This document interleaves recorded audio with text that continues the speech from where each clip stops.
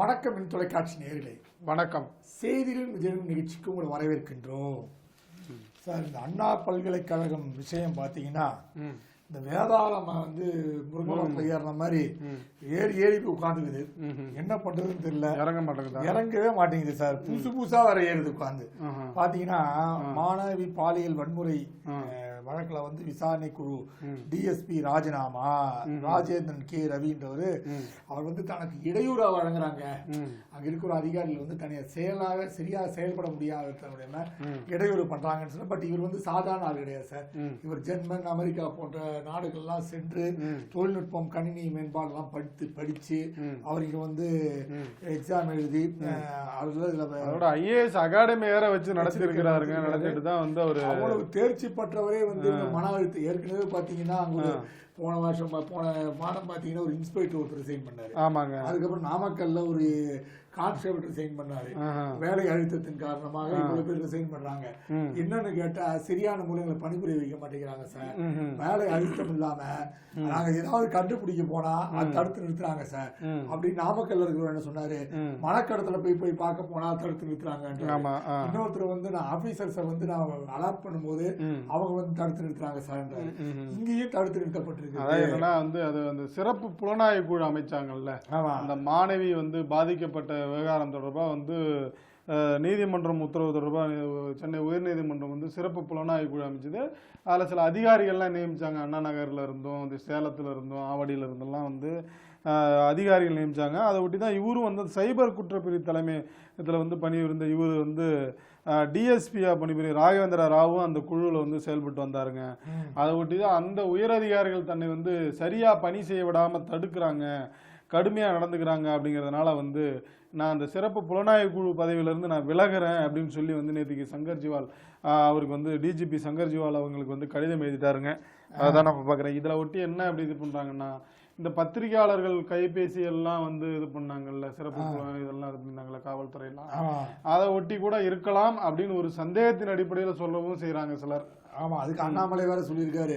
அது மாதிரி நீங்க இந்த விஷயத்துல நீங்க பத்திரிகையாளரை கைது செஞ்சீங்கன்னா நாங்க ஆர்ப்பாட்டத்தை குவிப்போம் அப்படின்னு அவர் வேற அண்ணாமலை வேற நேத்து இந்த விஷயத்த சொல்லியிருக்காரு. பாத்தீங்கன்னா இந்த தொடர்ந்த சூழ்நிலை கார் யார், அந்த கார் முதல்ல சார் யாரு, அப்புறம் யாரு காரு அப்படின்னு அந்த காரோட அந்த பயன்பாட்டாளர் அவங்க பேரை எப்படி நீங்க வெளியிட்டீங்க, பெண்மணி இருக்காங்க, பெண்கள் பாதிக்கப்பட்ட பெண்கள் பேரை நீங்க எப்படி வெளியிடலாம்.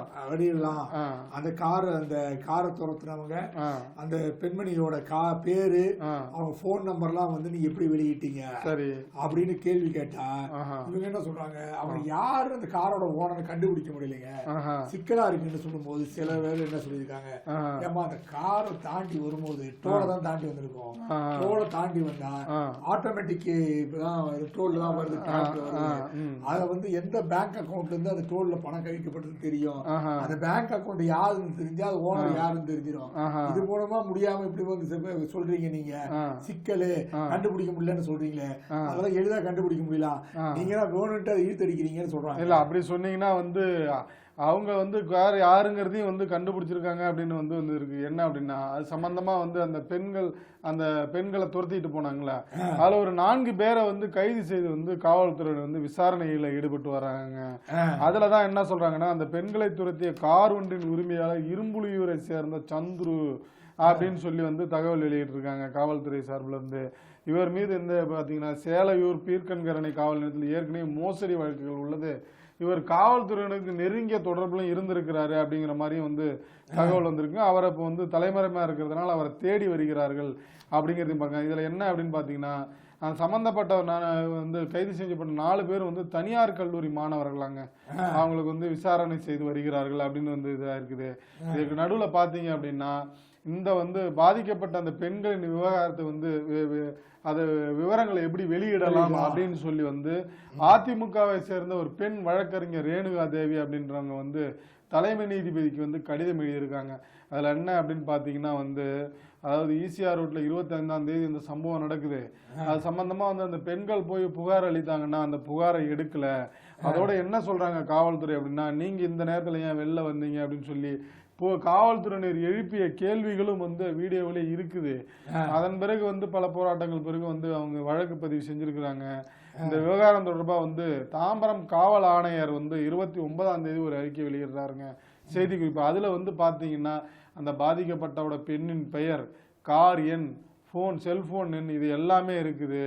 இது கூட எப்படி வந்து இவங்க வெளியிடலாம் அப்படின்னு சொல்லி தலைமை நீதிபதிக்கு வந்து அவங்க கடிதம் எழுதியிருக்கிறாங்க அப்படின்னு சொல்லி வந்து என்ன அப்படின்னா வந்து, அதாவது ஆளுங்கட்சி உத்தரவுக்கு இணங்க செயல்பட வேண்டிய அவசியம் இல்லை. சமீப காலங்களில் தமிழகத்தில் பெண்கள் குழந்தைகளுக்கு எதிராக பல குற்றங்கள் நடந்துள்ளன அப்படின்னு சொல்லிட்டு குற்றம் சாட்டப்பட்டவர் ஆளுங்கட்சியை சேர்ந்தவர்கள் என்பதால் அவர்களை காப்பாற்றும் நோக்கில் காவல்துறை செயல்பட்டுள்ளது கண்டிக்கத்தக்கது.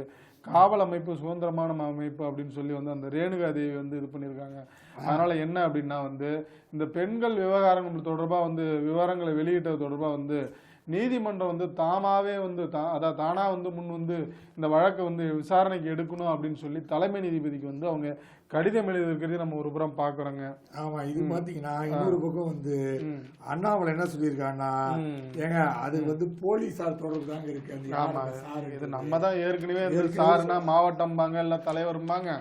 பொதுவா ஒரு அரசியல்வாதிகள் பேசிக்கிட்டாங்கன்னா மாவட்டம் வந்துட்டாரு, தலைவர் வந்துட்டாரு, வட்டம் வந்துட்டாரு, செயலாளர் வந்துட்டாரு அப்படின்னு தான் இது பண்ணுவாங்க. இது சார் அப்படிங்கும்போது ஒருவேளை காவல்துறையில இருந்தவங்களா இருக்கலாம், இல்ல வந்து அண்ணாமலை முக்கியமான பதவிகள் இருந்தவங்களா இருக்கலாம் அப்படின்னு சந்தேகத்தின் அடிப்படையில் சொல்லியிருந்தோம். அண்ணாமலை மாணவி பாதிப்பட்ட விவகாரத்தில் கைதான ஞானசேகரன் மொபைல் போனில் யாரிடம் பேசின விவரம் என்னிடம் உள்ளது, அதை போலீசார் வெளியிட வேண்டும், இல்லை என்றால் நான் வெளியிடுவேன், அதை சட்டத்துக்கு புறம்பாக நான் பெற்றேன் என்பது தெரியும். அது இருந்தாலும் நீங்க சட்டத்துக்கு புறம்பா பண்ணாலும் பாத்துக்கலாம், நான் பேசுகிறேன், நீங்க வெளியிடுவீங்கன்னு நான் பாக்குறேன், நீங்க என்ன பண்றீங்கன்னு நான் பாக்குறேன், அதுக்காக தான் வெயிட் பண்ணிட்டு இருக்கிறேன், அப்படி இல்லைன்னா நானே வந்து வெளியிடுவேன் அப்படின்ற மாதிரி இது பண்ணிருக்காங்க. என்ன அப்படின்னு பாத்தீங்கன்னா நேத்திக்கு வந்து அரிட்டாப்பட்டி அந்த டங்ஸ்டன் சுரங்கம் ரத்து விழா இருக்குல்லங்க, அதுல வந்து மத்திய அமைச்சர் கிஷன் ரெட்டி, அண்ணாமலை அவங்க எல்லாம் கலந்துகிட்டு இருக்கிறாங்க. அது வந்து அந்த ரத்து பாராட்டு விழாவில் வந்து அவங்க போய் கலந்துருக்காங்க. அதை ஒட்டி வந்து நேத்திக்கு அதில் வந்து பேசும்போது தான் வந்து பேசி முடிச்ச பிறகுதான் அந்த விஷயங்கள்லாம் வந்து அண்ணாமலை அவர்கள் சொல்லியிருக்கிறாங்க. அதோட பார்த்தீங்கன்னா நேத்திக்கு வந்து அந்த மதுரை விமான நிலையத்திலிருந்து அவங்களுக்கு வந்து உற்சாக வரவேற்பு அந்த கிராம மக்கள் சார்பாக வந்து கிட்டத்தட்ட ஒரு 3 கிராமத்தில் இது பண்ணியிருக்காங்க. நேத்திக்கு அந்த வெள்ளாளப்பட்டி இதுலேயும் நடக்கும்போது வந்து அவர் என்ன சொல்றாரு அப்படின்னு பார்த்தீங்கன்னா, டங்ஸ்டன் சுரங்க திட்டத்தை எதிர்த்து இந்த பகுதி மக்கள் நீங்க போராடுனீங்க, இந்த திட்டம் ரத்தானதுக்கு முதல்ல வந்து நீங்க உங்களுடைய போராட்டங்கள் தான் காரணம், உங்க கண்ணீர் தான் காரணம் அப்படின்னு சொல்லிட்டு, மற்றபடி வந்து சட்டசபையில ஏற்ற தீர்மானமும் வேற எதுவோ காரணம் இல்லை அப்படின்னு வந்து சொல்லி இருக்கிறாருங்க. நம்ம அதையும் நம்ம பாக்குறோம். இங்க அதான் என்ன சொல்றாரு அப்படின்னு பாத்தீங்கன்னா, மக்களின் அன்புக்கு கட்டுப்பட்டதால் தான் பிரதமர் இந்த திட்டத்தை ரத்து செய்தார். இந்த பகுதியை பாதுகாக்கப்பட்ட வேளாண் மண்டலமாக தமிழக அரசு அறிவிக்க வேண்டும். இதற்கான முழு உரிமையும் அதிகாரமும் மாநில அரசுக்கு தான் உள்ளது அப்படின்னு சொல்லிட்டு டங்ஸ்டன் கனிம சுரங்க திட்டத்திற்கான ஏலம் ரத்து செய்யப்பட்டதற்கான கல்வெட்டை மத்திய அரசுக்கு வந்து கிஷன் ரெட்டி திறந்து வைப்பார் அப்படின்னு சொல்லி இது பண்ண பிறகுதான் அவர் வந்து மத்திய அமைச்சர் வந்து கிஷன் ரெட்டி வந்து அந்த கல்வெட்டை திறந்து வைத்து இது பண்ணியிருக்கிறாருங்க. அதை நம்ம இது பண்றோம் பாக்குறோம். இல்ல அதே நேரத்துல பாத்தீங்கன்னா இந்த இன்னொரு விஷயம், அந்த பேட் கேர்ள் திரைப்படங்க, ஆமா, அது மிகவும் பரபரப்பாக ஒரு டீசரை வெளியிட்டு இருக்காங்க. அது வந்து யாருன்னா வந்து அந்த வெற்றிமாறன் தயாரிப்பில் அந்த படத்துல வெளியே இருந்திருக்கு. ஒரு பெண் இயக்குனர் வந்து பேசும்போது அதுல வந்து அந்த திரைப்பட டீசர் வெளியீட்டுல வந்து பெண் என்றால் வந்து தெய்வம், அப்படி கடவுள் என்றால் சொல்லி வந்து முடக்கி வைக்கிறாங்க. அந்த மாதிரி கலாச்சாரத்துக்கு நான் வரல, அந்த கலாச்சாரம் வெளில வரேன், ஆமா வெளியே வரேன்னு சொல்லிட்டு இதுல என்ன சொல்றாங்கன்னா, அந்த படத்துல டீசர்ல வந்து ஒரு பெண் வந்து நீ வந்து ஸ்கூல் லீடரா இருக்கிறத விட ஒரு பாய் ஃப்ரெண்டை வச்சிருந்தா உனக்கு கெத்து அப்படின்னு சொல்றது இல்லாம ஒரு பிராமண பெண் வசனத்தையும் சேர்த்து சொல்றாங்க. சொல்லிட்டு அது இல்லாம இந்த படத்துல வந்து அந்த பொண்ணு வந்து யாரு கூட வேணா வந்து தன்னோட படுக்கையை பகிர்ந்து கொள்ளலாம், அதனால அதுதான் பெண் சுதந்திரம் அப்படின்னு சொல்லி ஒரு டீசர் வந்திருக்கு. அது பல்வேறு தரப்பினர் வந்து எதிர்ப்பு தெரிவிச்சிருக்காங்க. ஆமாங்க, நிறைய வந்து சினிமா துறையிலையும் நிறைய வந்து எதிர்ப்பு தெரிவிச்சிருந்தாலும் அந்த இந்த மாதிரி வந்து டீசரோ இல்ல படக்காட்சிகளோ வெளில வரும்போது இளம் தலைமுறையினர் வந்து தவறான முன்னுதாரணத்தையாக கொண்டு வருவாங்க அப்படின்ற மாதிரி சொல்லி ஏகப்பட்ட கண்டனங்கள் வந்து ஒட்டி தான் இவங்களும் வந்து அந்த பேட் கேர்ள் படத்திற்கு வந்து தமிழ்நாடு பிராமண சங்கத்தின் தலைவர் நாராயணன் வந்து இது பண்ணியிருக்கிறாருங்க. அதையும் நம்ம இது பண்றோம். அது இல்லாம அந்த படத்துல நீங்க பாத்தீங்கன்னா வெற்றிமாறன் வந்து ட்வீட் பண்ணிருக்காரு, விஜய் சேதுபதி ட்வீட் பண்ணிருக்காரு, படம் நல்லா இருக்கு வந்து பாருங்கன்னு இருக்காரு, ஆர் ரஞ்சித் வந்து ட்வீட் பண்ணிருக்காரு. எல்லாம் சொல்றாங்க, ஏன் உங்க வீட்டு பெண்களை பற்றி இது மாதிரி எடுத்திருந்தா நீங்க ஒத்துப்பீங்களா, இல்ல உங்க இனத்தை சேர்ந்த பெண்களை பற்றி இது மாதிரி எடுத்திருப்பீங்களா, அதெல்லாம் இல்லாம நீங்க ஆமண பெண் சொல்றீங்க பொதுவாக எந்த பெண்ணா இருந்தாலும் பெண்களை இழிவுபடுத்துறது தவிர தானுங்க. அது இந்த சமூகம் அந்த சமூகம் எந்த சமூகம் இல்லைங்க. பெண்களை இழிவுபடுத்துகின்ற காட்சிகள் எதுவும் தேவையில்லை அப்படிங்கறதா நம்ம கருத்தா இருக்குது. ஏன் இந்த மாதிரியான காட்சிகள் எல்லாம் வைக்கிறீங்க? நீங்க ஒரு பொது சிந்தனையோட ஒரு நல்ல சிந்தனையோட நல்ல சமுதாய நோக்கத்தோட நடந்து கொள்ளுங்கள் அப்படிங்கறதான் எல்லாரும் வந்து திரைத்துறையினருக்கு வந்து கோரிக்கை வைக்கிறாங்க. அதையும் நம்ம பாக்குறோம். அதனால வந்து நாங்கள் முற்போக்குவாதிகள் சீர்திருத்தம் பண்றோம்னு சொல்லி படத்தை ஏற்கனவே பாத்தீங்கன்னா விடுதலை 2 படத்தை வந்து மரணடி அவர் வந்து கம்யூனிஸ்ட் தத்துவம் சொல்றோம் கம்யூனிஸ்ட் தத்துவம்னு சொல்லி படம் ஃபுல்லா தத்துவமா சொல்லிட்டாரு. கதையில இருந்து விலகினார்ன்றதுக்காக விடுதலை 1 ஓடின அளவுக்கு விடுதலை 2 ஓடல. வெற்றிமாறனுக்கு நிறைய உள் திணித்தல் எல்லாம் அதுல நிறைய இருக்குது அப்படின்னு நம்ம நண்பர்கள் எல்லாம் சொல்லி கேள்விப்பட்டோம். கார்ல் மார்க்ஸ் சாப்பிடும் போது இப்படி பேசிட்டு இருந்தீங்கன்னா அந்த படத்தை மக்கள் பெருசா ரசிக்கிற. ஆனா நீ வந்து யதார்த்த உலகத்துக்கு வாருங்கள், மக்கள் எதை விரும்புகிறாரோ அதை கொடுங்கள், மக்கள் மீது விஷயங்களை திணிக்காதீர்கள் அப்படின்னு தான் வந்து பல்வேறு திரைப்படத்துறையும் பொதுமக்களும் சொல்லிக்கிட்டு இருக்காங்க. அப்படி பாத்தீங்கன்னா நேற்றுக்கு ஒரு விவகாரம் ரொம்ப பரபரப்பாதானதுங்க. என்ன அப்படின்னு பாத்தீங்கன்னா டெல்லியில வந்து சட்டசபை தேர்தல் நடக்குது இல்லைங்க. டெல்லி சட்டசபை தேர்தல் நடக்கிறத ஒட்டி வந்து அதுல முன்னாள் முதலமைச்சர் ஆம் ஆத்மி கட்சியின் முதன்மை ஒருங்கிணைப்பாளரா அவர் வந்து அரவிந்த் கெஜ்ரிவால் அவர் வந்து என்ன பேசியிருக்காரு அப்படின்னா வந்து யமுனை நதியில வந்து ஹரியானா அரசு வந்து விஷத்தை கலந்து மக்களை கொல்ல முயற்சி செய்கிறது அப்படின்னு சொல்லி பிரச்சாரத்துல வந்து மக்கள் கைத்தட்டுறதுக்காக ஒரு பாட்டு ஏதோ ஒன்று சொல்லி விட்டாரட்டுங்க. அதை வந்து என்ன அப்படின்னு பாத்தீங்கன்னா அதோட மக்களை கொல்றது இவங்க வந்து விஷத்தை கலக்குறாங்க. இருப்பினும் வந்து இவங்க வந்து டெல்லியில இருக்கிற வந்து டெல்லி ஜல் வாரிய புலனாய்வு அதிக பிரிவு இன்ஜினியர்கள் அதை கண்டுபிடிச்சு இது பண்ணதுனால அந்த தண்ணி நாங்கள் கொடுக்கறது வந்து விநியோகத்தை நிறுத்தி விட்டோம். அதனால மக்கள் வந்து பாதுகாக்கப்பட்டனர். இப்படிலாம் செஞ்சு வந்து டெல்லி அரசு மேல ஒரு களங்கத்தை விளைவிக்க வந்து பாஜக வந்து முயற்சிச்சது அப்படின்னு சொல்லி வந்து பிரச்சாரத்துல பேசினாருங்க.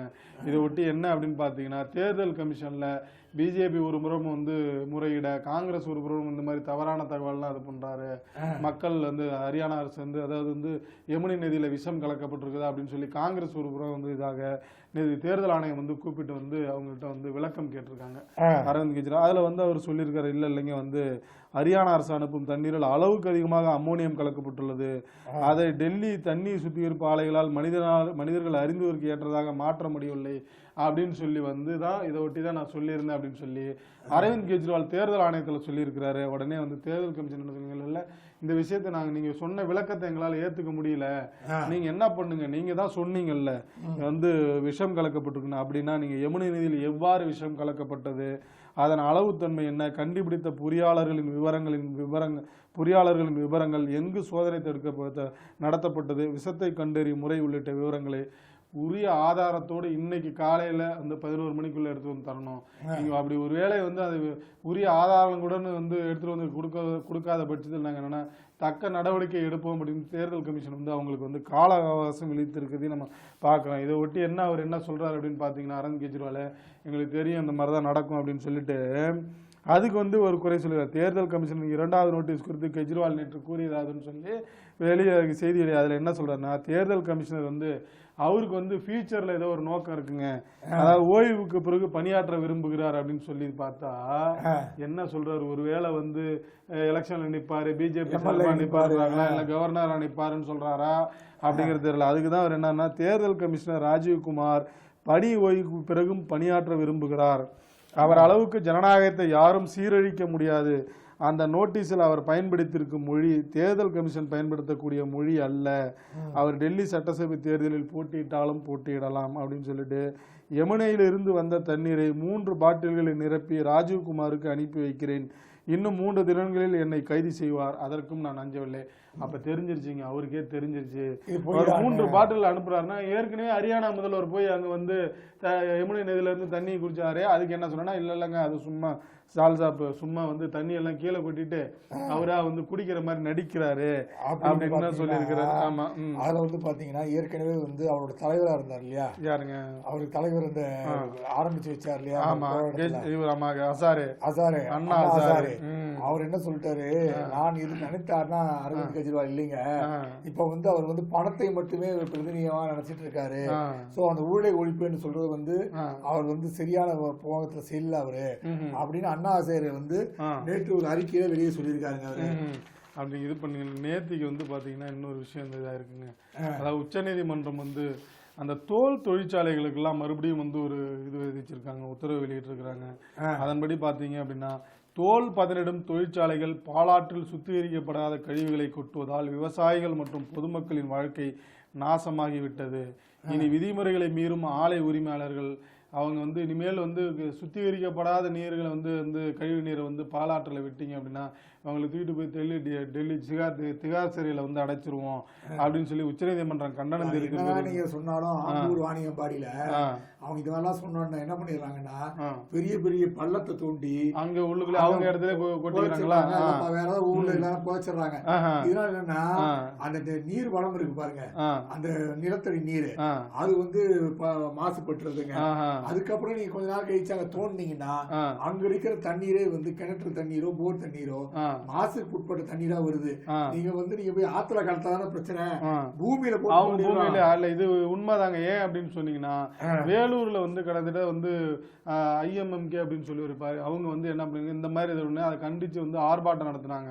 இந்த மாதிரி வந்து அவங்க அந்த கழகம் ஆமா அவங்க வந்து ஆர்ப்பாட்டம் நடத்தும் போது வந்து ஆர்ப்பாட்டம் வந்து இது பண்ணி முடிச்ச பிறகு வந்து அந்த வந்து இந்த தகவலை நீங்க ஏன் வெளியிட்டீங்கன்னு சொல்லி அந்த தோல் தொழிற்சாலை நிறுவனங்களே வந்து மிரட்டி இருக்கிறாங்க அப்படிங்கிற செய்திகள்லாம் நம்ம ஏற்கனவே பார்த்துருக்கிறதையும் நம்ம இது பண்றோம். அதனால வந்து இது நீங்க எது பண்ணாலும் அதுக்கு ஒரு மாற்று வழி கண்டுபிடிச்சிருவாங்க. அந்த மாற்று வழியில தான் வந்து ஆம்பூர் வாணியம்பாடி வேலூர் போன்ற பகுதிகளில் இது தோல் பதனிடும் விஷயங்களை வந்து அவள் மிகவும் உஷாராக பண்ணி எப்படி பண்ணாலும் பூமி தாயை பாதிக்கக்கூடிய அளவுக்கு பண்ணிட்டு இருக்காங்க. ஆமாங்க, அதுல என்ன சொல்றாங்க அப்படின்னா அந்த தோல் பதனிடும் தொழிற்சாலைகளுக்கு தடையே இல்லாம வந்து பாட்டு அவங்க பாட்டு கழிவு நீரை வெளியேற்றிக்கிட்டே இருக்காங்க. இதனால சுற்றுச்சூழல் பாதிப்படுவதோட ஆற்று நீரை விவசாயிகளும் பாதிக்கப்பட முடியாமல் அங்கு உள்ள கால்நடைகளும் வந்து அதை பயன்படுத்த முடியாத நிலைமைக்கு இதாயிடுது. இதனால வந்து நீர் பற்றாக்குறை ஏற்படுவதோட சுற்றுச்சூழல் மாசு ஏற்படுது. இதெல்லாம் வந்து தடுத்து நிறுத்தணும்னு ஏற்கனவே சென்னை உயர்நீதிமன்றம் வந்து நிறைய தீர்ப்பு வழங்கியிருக்காங்க.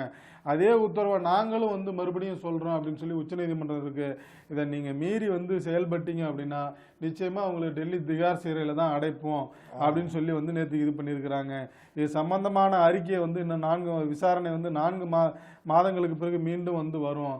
அப்போ இதே மாதிரி இருந்துச்சுன்னா கண்டிப்பா அந்த உத்தரவு எடுக்கப்படும் அப்படின்ற மாதிரி இதாயிருக்கிறாங்க. அப்படியே பார்த்தீங்கன்னா கவர்னர் முதல்வர் மோதல் அதிகரிப்பாங்க. காந்தி நினைவு தினத்தில் தனித்தனியே பங்கேற்பு பாத்தீங்கன்னா நேற்று நினைவு தினத்தை முன்னிட்டு எப்போ வந்து காந்தி சில மெரினா பீச் எல்லாம் போடுவாங்க மாலைகளை மலர் மரியாதை செலுத்துவது. அங்க என்னன்னா அங்க அந்த மெட்ரோ பணி நடக்குது இல்லையா, அதனால வந்து அந்த பிரச்சனையா இருக்கிற காரணத்தால என்ன பண்ற ஸ்டாலின் அவர்கள் என்ன பண்றாரு, முதல்வர் அவர்கள் வந்து மியூசியம் இருக்கு பாருங்க அங்க போயிட்டு அந்த மாலையும் மரியாதையும் செலுத்திருக்கிறாரு. அது கவர்னர் அவர்கள் என்ன பண்ணிருக்காங்க, காந்தி மெமோரியல் இருக்கு பாத்தீங்களா. ஆமா, அதாவது வழக்கமான முறை என்னன்னா 2 பேரும் சேர்ந்து வந்து சென்னை மெரினா கடற்கரையில உள்ள பகுதியில தான் வந்து காந்தி சிலையில தான் வந்து இது பண்றாங்க. மெட்ரோல இல்லன்றனால ஏதோ காந்தி மடத்தை பண்ணிட்டு அவர் என்ன சொல்லியிருக்காரு, என்ன புராதனமான இடம் அந்த இடத்த விட்டுட்டு போயிட்டு வெளியே போயிட்டு இவங்க பண்றாங்க. ஏதோ சந்துக்குள்ள போயிட்டு வந்து காந்தி பிறந்தநாளை கொண்டாடுற நினைவு நாளை கொண்டாடுறாங்க. காந்தி தன்னுடைய வாழ்நாள் திராவிட சித்தாந்தத்தை பின்பற்றுவதால் கடுமையாக எதிர்க்கப்பட்டார். அதாவது கம்யூனிஸ்டுகளாலும் அதிகமாக எதிர்ப்பட்டவர் காந்தியடிகள் தான். அது மட்டும் இல்ல மார்வாடி காந்தி, அவர் வந்து பனியா காந்தி அப்படிலாம் சொன்னவர்கள் வந்து அண்ணாவும் போன்றவர்கள் தான். மிகவும் அதிகமான விமர்சித்தவர்கள் காந்தி இவர்கள் தான். ஆனா பாத்தீங்கன்னா ஈவேராவை இவர் தான் விமர்சிச்சாங்க, காந்தி இவங்க தான் விமர்சிச்சாங்க. ஆனா இவங்க என்னடானா வந்து நாங்க தான் வந்து இவங்க 2 பேரையும் போற்றி பாதுகாக்கணும்னு சொல்றாங்க அப்படின்னு அவர் சொல்றேன். அப்படி சொன்னாலும் கூட அமைச்சருக்கு வந்து பதில் சொல்லிட்டாருங்க. நீங்க வந்து எங்கேயோ ஒரு இடத்துல போய் நடக்கல, அங்கே மெட்ரோ பணி நடக்கிறதுனால வந்து மெரினா கடற்கரை உள்ள காந்தி சிலைக்கு முன்னாடி நடக்க முடியாது அப்படின்னு சொல்லிட்டு தான் வந்து நம்ம எழும்பூரில் வந்து புதிதாக வந்து அருங்காட்சியகம் பக்கத்தில் வந்து மகாத்மா காந்தி சிலையை நிறுவி இருக்கிறோம். அந்த சிலையில தான் வந்து வழக்கமாக நம்ம இது பண்ணுறோம். ஏன் கவர்னரே வந்து முந்தைய ஆண்டுகள் நடந்த நிகழ்ச்சிகள்லாம் அவங்க வந்து பங்கேற்று இருக்கிறாரு. அப்படி இருக்கும்போது எப்படி அது ஏதோ ஒரு இடத்துல ஒரு சின்ன இடத்துல பண்ண முடியும்னு சொல்லலாம் அப்படின்னு சொல்லிட்டு கவர்னர் குறிப்பிடுவது போல் அருங்காட்சியகத்தின் ஒரு மூலையில் நிகழ்ச்சி நடக்கவில்லை. முதல்வர் செலுத்திய அந்த புகைப்படங்களை நீங்க பார்த்தாலே வந்து அஞ்சலி செலுத்திய அந்த புகைப்படத்தை பார்த்தாலே தெரியும் பின்னால் வந்து முக்கியமான பாந்தியன் சாலை இருக்குது அப்படின்னு சொல்லி. அதனால வந்து அதுக்கப்புறம் நேத்து போட்டாங்கன்னா அந்த போட்டோ பாத்தீங்கன்னா அந்த பாந்தியன் சாலைக்கு எதிர ஒரு டாஸ்மாக் இருக்கு. அந்த டாஸ்மாக் போட்டோ வந்து என்னப்பா காந்திக்கு வந்து டாஸ்மாக் கூட வந்து அஞ்சலி செலுத்துறீங்க அப்படின்ற லெவல் அது விலக்கு வேண்டும் என்று கோரிய காந்திக்கு வந்து டாஸ்மாக் பின்னாடி நேத்து வந்து நிறைய நகைச்சுவை புகைப்படங்கள்லாம் வெளிவந்துட்டு இருந்துச்சு அது மாதிரி. ஆனா இவர் வெள்ள சாமிநாதன் சரி இங்க வச்சீங்கனால ஏன் வந்து அங்க காந்தி நினைவகத்துல வைக்கலன்றத பத்தி பதில் சொல்லவே இல்லை பாருங்க அவங்க. இங்க நான் ஏன் வைக்கணும் அப்படின்னு சொன்னாங்க தவிர ஏன் காந்தி நினைவகத்துல நீங்க அவங்க வேணுங்கிறத எடுத்துக்குவாங்க, வெட்டுறது ஓட்டுறது தானே அவங்க வந்து அவங்க விஷயத்த சொல்லிட்டு போயிருவாங்க. நீங்க காந்தி நினைவகத்துல வந்து அந்த ஏன் பண்ணல அப்படிங்கிறதுக்கு பதில் இல்லை அப்படிங்கறது நமக்கு அதை அவங்க வசதியா மறந்துடுவாங்கல்ல. அப்படிதான் கேள்வியா இருக்கு. அதே நேரத்தில் பாத்தீங்கன்னா நவாஸ்கானி எம்பிக்கு கடும் எதிர்ப்பு, கருப்பு கொடி போராட்டமாக. நீங்க ஏதோ திருப்பரங்குன்றத்திற்காக பண்றாங்க நினைச்சிடாதீங்க. நாகூர்ல வந்து அங்க இது இருக்கு பாருங்க தர்கா, அங்க வந்து அவங்க ஆர்ப்பாட்டம் பண்ண எனக்கு என்னன்னா அங்க வந்து அந்த கமிட்டி அமைக்கப்படவே இல்லைங்க 22 வருஷமா. சரிங்க. அதெல்லாம் இல்லாம அங்க வந்து அடால் போர்டு 29 வருஷமா இருக்கு. அடால் போர்ட்லயும் வந்து ஆட்களை மாத்தாம இருக்காங்க. எஸ்டிபிஐ தாமாமா போன்றவர்கள் எதிர்ப்பு தெரிவிக்கிறாங்க. அவங்க தான் கொடி காமிச்சாங்க கருப்பு கொடி. இவருக்கு ஆளுங்கட்சி ஆதரவு இவராலே உள்ள சொல்லின்னு இருக்காருங்க அப்படின்னாங்க. ஜாமியா பள்ளிவாசல்ங்க, அந்த பள்ளிவாசல்ல கிட்டத்தட்ட நிர்வாக குழு உறுப்பினர் பதவி முடிஞ்சு 10 வருஷம் ஆயிடுச்சுங்க. அதை இன்னும் நியமிக்கல. அதே மாதிரி நீதிமன்ற உத்தரப்படி செயல்படும் அந்த அட்ஹாக் கமிட்டி காலமும் வந்து கடந்த 2023 முடிஞ்சிருச்சு. அதுவும் இது பண்ணல. ஆனா வந்து பாத்தீங்கன்னா நவாஸ் கமிட்டி அவருடைய ஆதரவாளர், ஆளுங்கட்சி சப்போர்ட்டோட அவரோட ஆதரவாளர்களையும் அவருடைய கட்சிக்காரர்களையும் நியமிக்கிறதா தான் வந்து இந்த மாதிரி புகார் இருந்தோடனே தான் வந்து அந்த ஜமாஅத் நிர்வாகிகள் வந்து கருப்பு கொடியோட நேற்றுக்கு வந்து நவாஸ்கனி அவர்களை போய் வந்து முற்றுகையிட்டுட்டாங்க. அதுதான் நம்ம இது பாக்குறோம் அந்த செய்திகள்ல. ஆனா இது மாதிரி ஒரு கட்சி தலைவர் நீங்க பார்க்கவே முடியாதுங்க. திருமாவளவன் நான் கட்சி விட்டு வெளியே ஒருத்தர் போனவரை எவ்வளவு பெரிய பாராட்டு பாத்தீங்களா? நல்ல விஷயம் தானங்க. ஆமா, கட்சி விட்டு வெளில போனா வந்து பாராட்டக்கூடாதுன்னு ஏதாவது இருக்காங்க? எந்த கட்சியாவது பாருங்க, அவர் நாட்டான் தோட்டத்து மல்லிகைக்கு மனம் உண்டு இருக்கிற கலர்லாம் இருக்குல்லங்க, அந்த மாதிரி ஒரு பாதி வாழ்த்து பாருங்க. எந்த கட்சியிலாவது ஆனவர் வெளியே போனா அவர் நல்லவர் போயிட்டு வரன்னு சொல்லுவாங்களா? திட்டு அவர் அது பண்ணாரு, இவர் இது பண்ணாரு, இந்த பதவி கேட்டாரு, அந்த பதவி கேட்டாரு, பெண் பிரச்சனை இந்த பிரச்சனை சொல்லிதான் சொல்லுவாங்க. ஒருத்தர் தாங்க அவர் அற்புதமானவருங்க. அப்பயும் அதுதானங்க சொன்னாரு. இப்போ காலம் 6 மாதம் பொறுத்திருங்கள் அப்படிங்கறதான் அவர் சொல்லியிருந்தாரு. திருமாவளவன் அவர்கள் தான் சொல்லியிருந்தாரு. இப்போ சொல்லிட்டாரு, அவர் ஒன்னும் தவறா சொல்லி இப்பவே சொல்லிட்டாரு. ஆதவர்ஜுனா தாமாவுக்கு இணைந்து இயங்க போகிறார் என்ற செய்தி வருகிறது. அது நடந்தால் மகிழ்ச்சி தான். அவருக்கு என்னுடைய வாழ்த்துக்கள். அவர் எங்களுடன் இருந்து காலங்களில் மிகுந்த பொறுமையுடன் செயல்பட்டார், பொறுப்புணர்வோடு செயல்பட்டார், எல்லோருடன் இணக்கமாக இருந்தார். ஆமா, கட்சி தலைமை மீதும் கட்சி மீதும் விசுவாசத்துடன் செயல்பட்டார். கூட்டணி தொடர்பான மாறுபட்ட கருத்துக்கள் அவர் மீது நடவடிக்கை எடுக்க வேண்டியதானது. ஆனால் அவர் கட்சியில் இருந்து விலகியது எதிர்பாராத நிகழ்வு. எங்களோடு தொடர்ந்து இயங்காது வருத்தம் அளிக்கிறது அப்படின்னு வாழ்த்தி அனுப்பியிருக்காங்க. அதுதான் அவர் பெருந்தன்மைன்னு வச்சுட்டு போவாங்க. இதுல என்ன இருக்குது, அவங்க வந்து வாழ்த்தி இருக்கிறாரு, நல்ல விஷயம் தான். அப்படின்னா அதுல என்ன சொல்றாரு அப்படின்னா, எங்களோடு இருந்த காலகட்டத்தில் அவர் பொறுப்புணர்வோடு செயல்பட்டார், எல்லோரிடமும் இணக்கமாக இருந்தார், கட்சி தலைமை மீதும் கட்சி விசுவாசத்தோடு செயல்பட்டார். அப்படின்னா எல்லோருடன் இணக்கமாக இருந்தாங்கன்னா அவங்களுக்குள்ளேயே சண்டெல்லாம் வந்ததா கேள்விப்பட்டமே. இணை பொதுச் செயலாளர் வன்னியரசு இவங்க எல்லாம் வந்து மன வருத்தத்துல இருந்ததா, புதுசா அவங்களுக்கு சண்டை போட்டாங்களே, அதெல்லாம் நீங்க மறைக்க பாக்குறீங்களா அப்படிங்கறதுதான் கேள்வியா இருக்குது. அதெல்லாம் இருந்தாலும் வந்து நேத்திக்கு அவர் வந்து என்ன சொல்லியிருக்காருன்னா பாத்தீங்கன்னா, கட்சி கொடி கட்டிட்டு வந்ததுனாலே வந்து அவங்க திமுக காரராகிட முடியாதுங்க. வேற ஒன்றாலும் உண்மையிலே அதை ஏற்றுக்கொள்ள விஷயம் தான். வேணுக்குனே வந்து ஒரு பாதுகாப்புக்காக கூட வந்து அந்த திமுக கொடியை கட்டியிருக்கலாம் அப்படிங்கிறது கூட ஏற்றுக்கொள்ளக்கூடிய விஷயம் தான். அதாவது போட்டுதாங்க பேசிக்கிறாங்க. ஏங்க அவர் மாற்று கட்சி கொடியை போட்டு போயிருந்தாங்க. அப்படி அவங்க என்ன கட்சியில பிசிக காரங்க மாற்று கட்சி கொடியை போட்டு, அதனால நாங்க தான் வந்து திமுக கொடியில போய் பிரச்சனை பண்ணவங்க அப்படின்ற மீம்ஸ் எல்லாம் கூட நேற்று பரபரப்பா போயிட்டு இருந்துச்சுங்க. அப்படி இது பண்ணீங்கன்னா ஆமைகள் இறப்புக்கு தமிழக அரசே பொறுப்பு அப்படின்னு சொல்லி வந்து அன்புமணி ராமதாஸ் அவர்கள் வந்து இது பண்ணியிருக்கிறாருங்க. அண்மை காலமா பாத்தீங்கன்னா அந்த பழவேற்காடு முதல் வந்து கல்பாக்கம் இந்த கடற்கரை பகுதியெல்லாம் வந்து கடல் அந்த ரிட்லி கடல் ஆமைகளா, ஆலிவ் ரிட்லி கடல் ஆமைகள் நிறைய வந்து கரை ஒதுங்கி, கழுத்து வீங்கி, கண்ணு வீங்கி இதெல்லாம் வந்து இறந்து கரை ஒதுங்கிறத நம்ம பார்த்துக்கிட்டு இருக்கோம். அதை ஒட்டி அவர் என்ன சொல்றாரு அப்படின்னா, கடற்கரையிலிருந்து 5 கடல் மைல் தொலைவில் தான் ஆமைகளின் நடமாட்டம் இருக்கும்.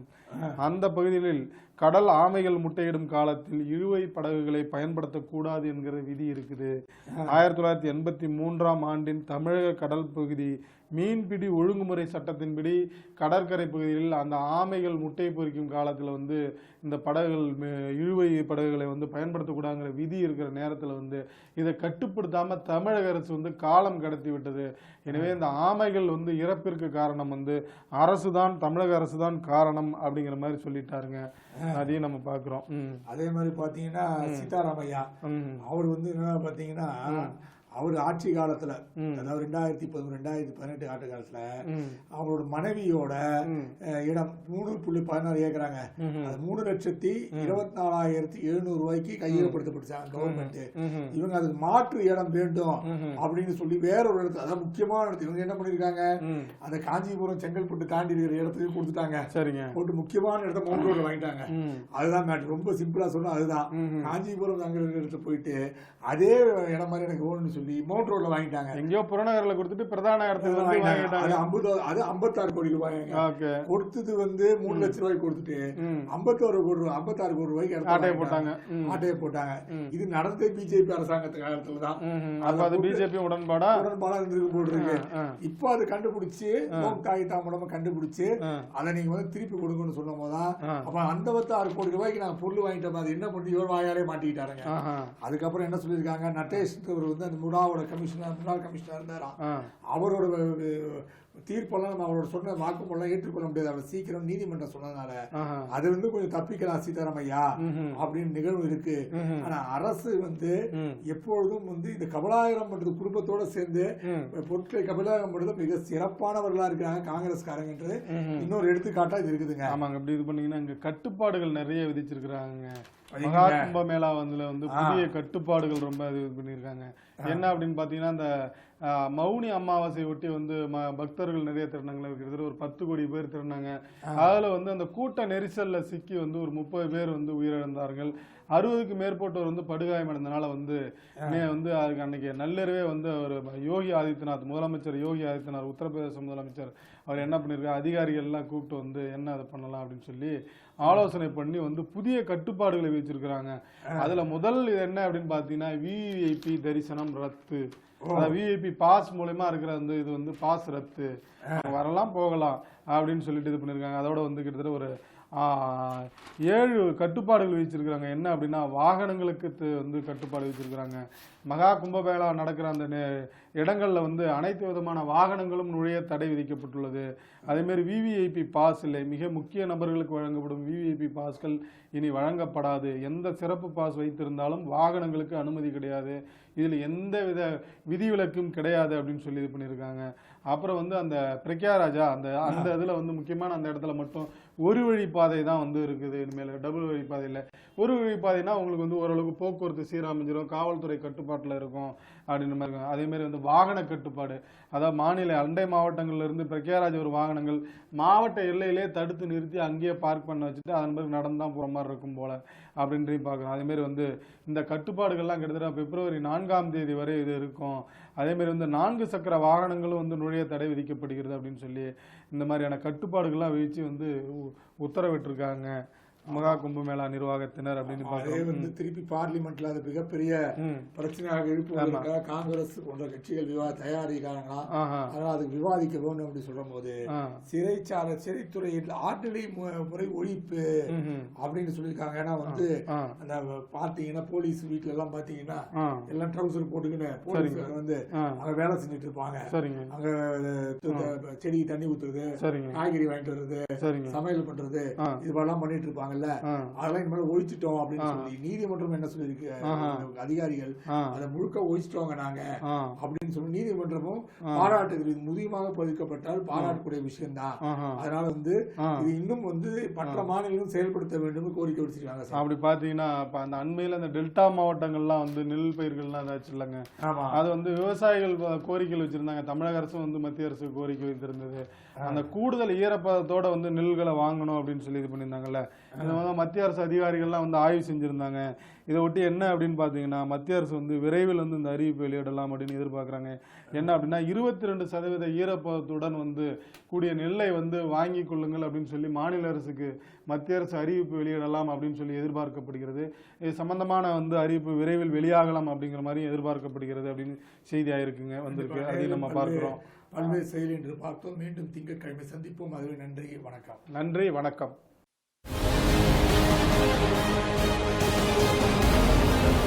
Thank you.